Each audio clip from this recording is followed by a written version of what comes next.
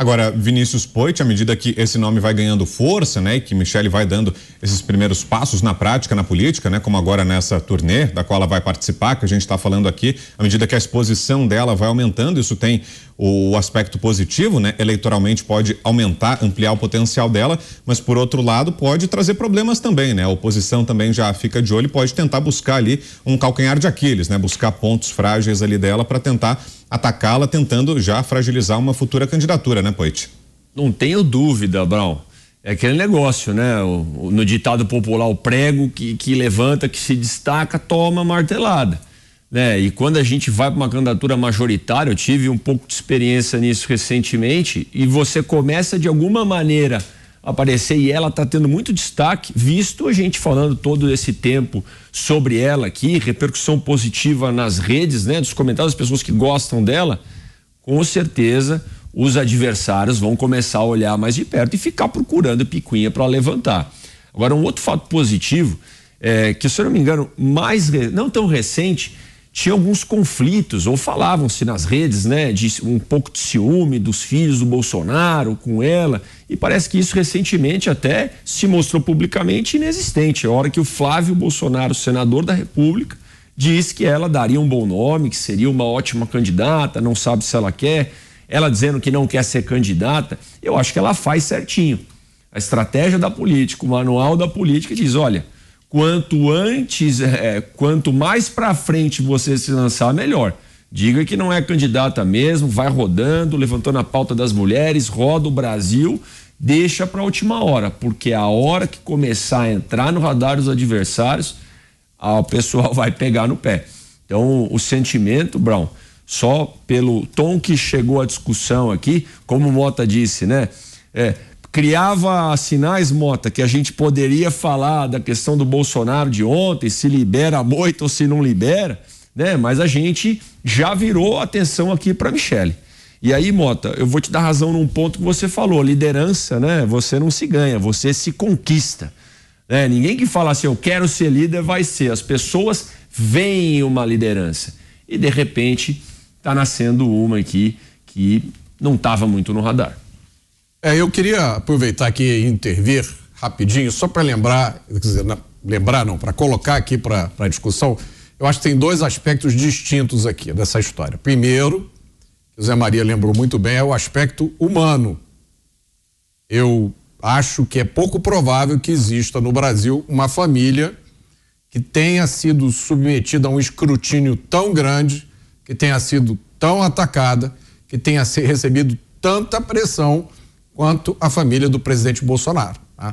Imaginem os senhores o que deve ter sido o dia a dia desta família nos últimos 4 anos. A gente presenciou publicamente alguns episódios, e imaginem o que aconteceu que nós não presenciamos, né? O que deve ser o dia a dia de ser atacado na imprensa pelo famoso consórcio de veículos de mídia, né? Depois veio o consórcio de pesquisas de opinião, a fábrica de rumores, né? Um processo de ativismo judicial inédito. Imagine se o presidente Bolsonaro tivesse gasto, quanto foi? R$380 mil para comprar móvel para mobiliar os palácios sem fazer licitação. Quantos inquéritos teriam resultado disso aí, né? Então, esse aspecto humano, acho que a gente tem que separar do aspecto político. No aspecto político, eu vou divergir um pouco do Pavinato. Eu acho que tem lugar para todo mundo. A aridez de liderança no Brasil, a falta de liderança, a secura que existe por esse país inteiro, né? Que é preenchida, que a gente vê hoje sendo preenchida por histórias reprisadas, por personagens, né? Tragicômicos, por ideias que vieram dos anos 80. Esse espaço aí tá enorme, tá para ser preenchido, tem espaço para muita gente. Agora, eu acho que a gente tem que separar o aspecto humano do aspecto político.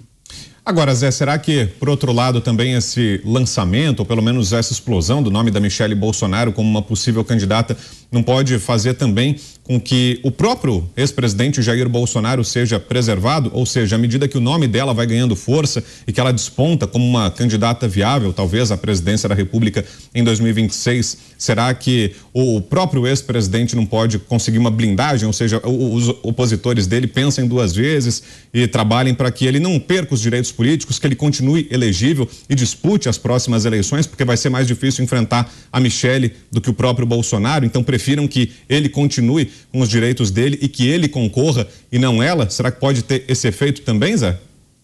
Pois é, uma proteção, né? Ô Vitor, o ex-presidente Jair Bolsonaro vai enfrentar agora uma maratona, não será uma corrida de 100 metros rasos, né? Existem vários processos contra ele, 6 no Tribunal Superior Eleitoral, que podem levar à inelegibilidade, né? E recentemente, por exemplo, acho que hoje mesmo o ministro da Justiça, Flávio Dino, deu mais uma demonstração de que ele será perseguido sem limites, e dizendo que ele terá que voltar ao Brasil para prestar depoimento, sabe? Isso aí pode ser feito através de carta precatória, mas há tempo para isso, não é uma coisa tão urgente assim. A família Bolsonaro, pelo que eu estou vendo, será toda candidata, ou nos próximos 2 anos ou daqui a 4 anos, como eu disse no início, né? Antes eles estavam inelegíveis, todos eles, a não ser reeleição, que foi o caso de Eduardo Bolsonaro. Então, assim, o Flávio não poderia se candidatar como governador do Rio, não poderia se candidatar a nada a não ser ao Senado, né? Ele não precisou porque está no meio do mandato. E o Eduardo só poderia a deputado federal. E o Carlos Bolsonaro, a vereador, ele não era vereador, não poderia, por exemplo, ser candidato a deputado federal. É claro que eles seriam reeleitos. A gente não tem nenhuma dúvida disso, se fosse, aliás, eleitos se quisessem outras candidaturas. Então, a minha previsão é de que todos serão candidatos. Bolsonaro virou uma franquia até para quem não é da família. Então, de Renan a Flávio Bolsonaro, a Michele, todos serão candidatos. Nós estamos falando aqui quais serão os cargos a serem disputados. Isso haverá uma reunião de família, eu entendo, né, que vai definir. Conversei com o filho do Bolsonaro, Eduardo Bolsonaro, sobre exatamente esse assunto, Michele Bolsonaro, e sobre essas candidaturas. E aí ele me respondeu, veja bem, o cenário, a postura imediata, a ideia é de que seja o Jair Bolsonaro o candidato à presidência da República para disputar a sucessão de Lula daqui a 4 anos. Aí ele reforça, este é o cenário, esta é a ideia, esta é a aposta, né? Então, esse é o cenário atual. Agora, se daqui a 4 anos vencerem os opositores e empurrarem por medo Bolsonaro para a oposição, olha, pode haver até uma surpresa, mas aí eu vou repetir que haveria de ter o apoio de Bolsonaro, da família Bolsonaro, para Michele Bolsonaro ser lançada como candidata à presidência da República. Por enquanto, é só isso aqui. Conversa, avaliação, porque a gente pensa futuro mesmo em política, né? Mas não há nenhuma possibilidade atual e real de que haja essa substituição na família e pelo próprio presidente Jair Bolsonaro. Ok, vamos fazer pela argumentação. 3 vezes na madeira. Se não for Bolsonaro, tem que ser Michele. A Michele sem cargo, ela fez um papel lindo para angariação de votos para o Rogério Marinho no Senado. Eduardo Bolsonaro não fez nada para nadar contra o Lira, que está cheio de parentes aí, né, com cargo oficial, ser reconduzido com uma votação recorde à presidência da Câmara. Flávio Bolsonaro no Senado e nada, também a mesma coisa. Acho que ela não precisa de bênção de ninguém. Se Jair Bolsonaro não puder concorrer, e nada indica nesse momento que ele não vá concorrer, se Michele Bolsonaro se sagrar vitoriosa e se fizer um bom trabalho nessa turnê, não há motivos pelo qual ela não seja. Porque ela é mulher, porque ela é conciliadora, porque ela tem um perfil absolutamente condizente com o perfil do eleitorado conservador.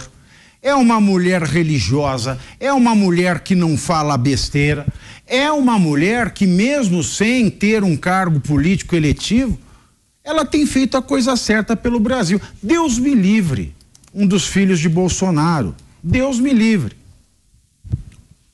Diga, Mota. Eu queria só pegar um gancho no que o Zé Maria falou e até ouvir a opinião dele, porque me parece, Zé, que essa determinação, eu acho que é justo a gente dizer, quase uma obsessão que algumas figuras públicas têm de atacar, de perseguir o presidente Bolsonaro, né? E atos e palavras e gestos e tudo mais, ela pode ter exatamente o efeito contrário, né? Porque a popularidade do presidente Bolsonaro não desapareceu da noite para o dia, eu tenho a impressão.